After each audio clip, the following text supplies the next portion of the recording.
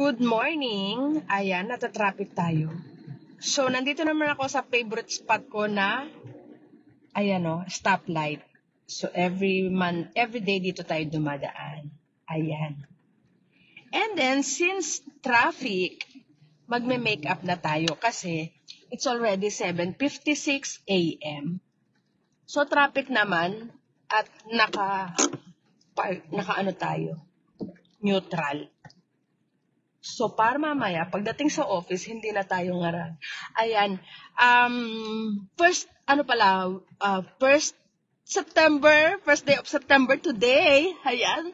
Advance Merry Christmas na sa ating lahat. And anyway, this week ay Asia Food Expo na namin sa World Trade Center. So, today, maulang morning, ay aming ingress. So, magre-report lang muna ako sa office and then, pupunta na ako sa World Trade mamaya para mag-prepare ng ingress. At bibisitahin ko yung ating booth doon. So, update ko kayo mamaya. Ayun. Kasi, pagdating ng office, meeting na agad tayo.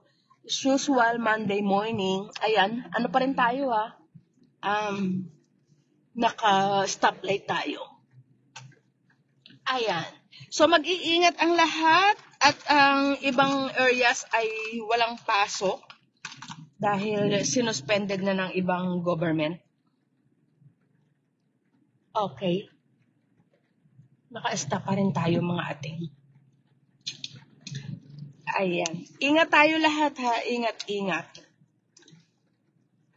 Siyempre, ito yung ating everyday na gawain. Habang traffic, nagme-makeup na tayo kasi it's time consuming kasi sa office. Tsaka wala na rin akong time pagdating sa office. Napaka lang naman, everyday look natin, simpleng-simple lang. Ganyan lang.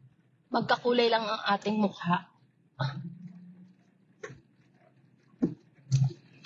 Kamusta na kayo? Ayan na, nakago na. Wait a moment. Okay, nakago na tayo. Thanks!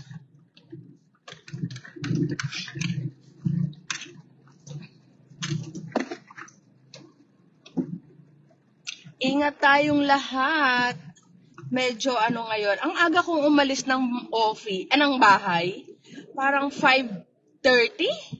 5:30. Ngayon ay 8 o'clock. Oh my God, wala pa rin ako sa opisina. Diba, gano'n siya? Wait lang po. Ayan.